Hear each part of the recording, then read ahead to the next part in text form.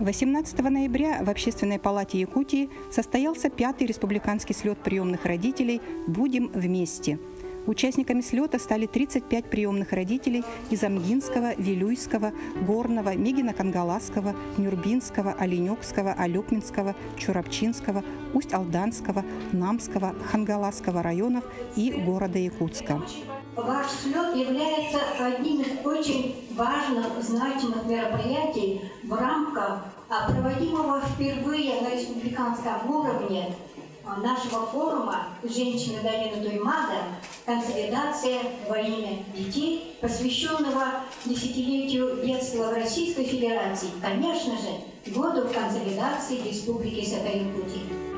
Слет был проведен Международным детским фондом «Дети Саха-Азия» и Мухсоголовским центром помощи детям при поддержке Министерства труда и социального развития республики. Сегодня Министерство труда республики, правительством, нашими народными депутатами, общественными организациями это все поддержано. Рассматривается вопрос по индексации ежемесячного вознаграждения для приемных родителей. Как вы все знаете, это вас всех затрагивает, это ежемесячное вознаграждение, размер, как был установлен законом республики в 2006 году, так он ни разу не был индексирован.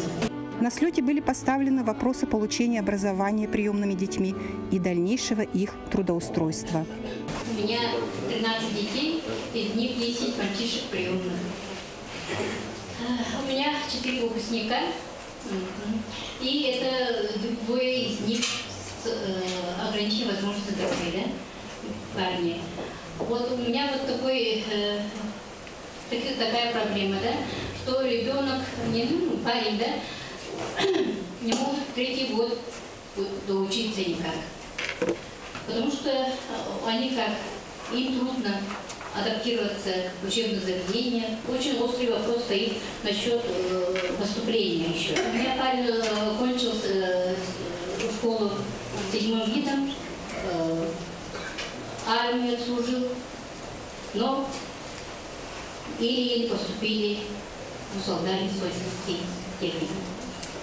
Нигде не берут таких. По программе «Доступная среда» у нас организовано из 48, боюсь ошибиться, в 21 профессиональном образовательном организации обеспечена доступная среда для обучения студентов, которые нуждаются в особых условиях. Мы, как образовательное учреждение для детей-сирот, сталкиваемся с такой же проблемой. Это хорошо, если ребенок имеет задержку психического развития, он получает аттестат об образовании. Другое дело, когда ребенок не имеет такого аттестата.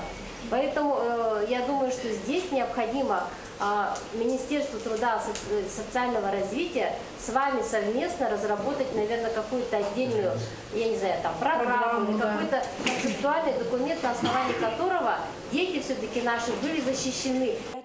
Не менее актуальный вопрос – получения алиментов на детей из приемных семей. Хотелось бы остановиться на вопрос об алиментах. Знаю, что такое проблема у многих родителей приемных. У меня, например, у одного сына выплачиваются алименты, у второго сына за 13 лет выплатила 2-3 тысячи, за эти 13 лет. Теперь она вообще уехала за пределы республики Саха-Якутия, в Иркутскую область. И по данным с 28 июня этого года у нее долг составляет уже больше 1 000 000 рублей. У меня возникает вопрос, что делать и куда нам обращаться дальше. Взыскание алиментов с такой категории должников очень сложное, потому что в большинстве случаев они лишены родительских прав, зачастую являются социально неблагополучными гражданами, в связи с чем у них отсутствуют источники дохода, имущество, на которое можно наложить арест, потому что взыскание алиментов производится не только с доходов, с места работы, с пенсии, да, а за счет имущества. В большинстве случаев, когда судебный пристав выезжает по адресу должника, арест наложить невозможно. Я сама работала судебным приставом, выезжала по такой категории должников, поэтому заставить работать мы их тоже не можем, потому что у нас нет закона о тунеядстве. На слете был рассмотрен вопрос питания детей-сирот и детей, оставшихся без попечения родителей. На сегодня бесплатным питанием именно семьи, приемные семьи или же дети, относящиеся к дети-сироты, они у нас кушают платно. В общем, это прерогатива муниципалитета. И, в общем, представительный орган, он когда вот согласовывал именно порядок по питанию, они говорят, что вот приемные семьи, они должны детей кормить платно. То есть у них есть свои пособия и своих, это вопросы родителей. Мы вот недавно с коллегами приехали из Москвы, там побывали в других организациях для детей-сирот, у них этот вопрос не стоит. То есть в Москве детей-сирот кормят бесплатно. После встречи с приемными семьями, приемной «Единой России», когда приоритетный датчик встречалась с отдельными представителями, да, этот вопрос тоже был поднят. И по ее предложению на прошлой неделе, как раз Министерство труда совместно с Министерством образования на уровне двух заместителей министра, курирующих эти вопросы Теплякова и Юрьевны с нашей стороны, и с Министерства образования Тихонов Владимир Иванович, этот вопрос был поднят в режиме видеоконференц-связи с МУСами. Протокол подписан и направлен во все 36 муниципальных образований республики с рекомендацией. Как вы все понимаете, органы местного самоуправления – это отдельный вид власти, мы не можем им поручать, исполнительные органы власти, да, с рекомендациями до конца текущего года разработать, отработать этот вопрос, посмотреть механизмы и дополнительные средства, конечно же, это, да? Я бы все-таки рекомендовала более, скажем так, обстоятельно, грамотно еще раз обратиться в прокуратуру и все-таки посмотреть с точки зрения, насколько все-таки бездействует, возможно, администрация района в части того, что не обеспечивается бесплатное питание. Деньги предусмотрены в республиканском бюджете, и они перечисляются по заявкам муниципальных образований, по количеству многодетных, по количеству сирот. И потом уже сам муниципалитет распределяет по школам, где сам директор школы обеспечивает платное и бесплатное питание. В работе слета приняли участие специалисты Центров помощи детям и отделов опеки и попечительства из Анабарского, Алекминского, Нюрбинского, Мирнинского, Чурапчинского, Хангаласского районов и города Якутска. Было очень интересно услышать мнение некоторых органов системы МФЦ, а также судебных приставов о их работе, о том, как взыскиваются алименты, а также как приемные семьи передают друг другу свой опыт. На круглом столе были подняты вопросы сопровождения приемными родителями детей до 23 лет, установления медицинских диагнозов, получения помощи приемным семьям, воспитывающим детей с инвалидностью. В рамках слета были проведены индивидуальные консультации специалистов, что помогло приемным родителям в решении многих насущных вопросов.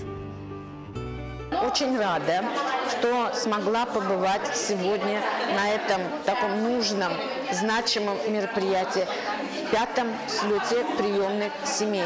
И хочу поблагодарить организаторов этого слета за большую работу по консолидации всех во имя ребенка.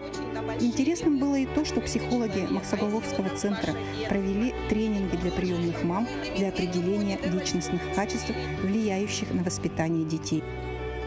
Так благодарна, что нас собирают каждый год. Столько вложений вкладывают в нас, что нами занимаются. Кому-то мы нужны. Это вот для меня это вот прям удивительно, что мы взяли детей, но мы же их для себя берем, не для кого-то, но нами занимаются, нас учат, нас юридически подковывают, нами занимаются, дают помощь, дают дельные советы. Слет приемных родителей проводится ежегодно, позволяя в открытом диалоге с органами власти поднимать вопросы воспитания и сопровождения детей в приемных семьях, соблюдение прав детей-сирот и детей, оставшихся без попечения родителей. По итогам принята резолюция, куда вошли все поднятые на слете вопросы для решения их на правительственном уровне.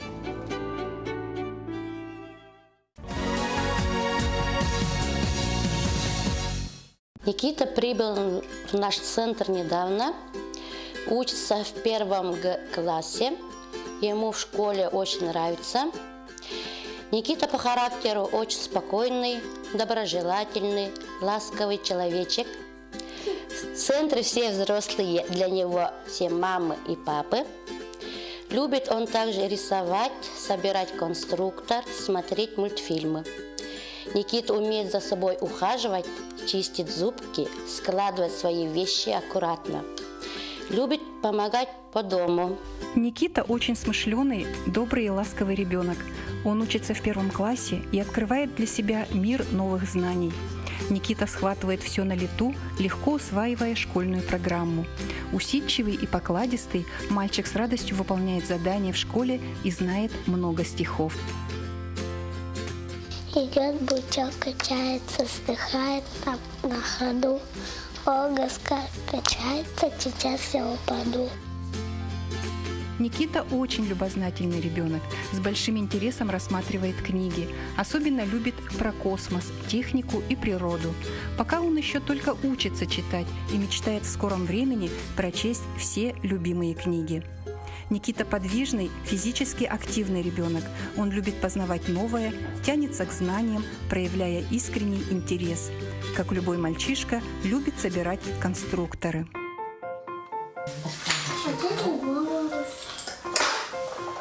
Собери. Что делать? Открывает рот. Так он открывает.